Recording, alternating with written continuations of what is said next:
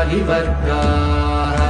हर्तुं श्रियं कुवलयस्य निजाङ्गलक्ष्म्या घेरे निनादमिव बिभ्रति तीव्रनादम् शेषाद्रिशेखर विभो तव सुप्रभातम् श्रीमन्नभीष्टवरदाखिल लोकबन्धो श्री श्रीनिवास जगदेकदयैकसिन्धो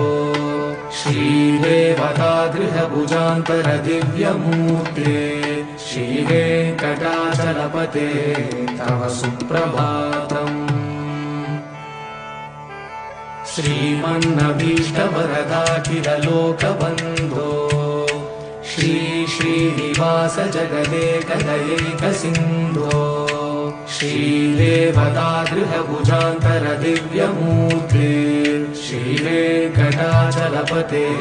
तव सुप्रभातम्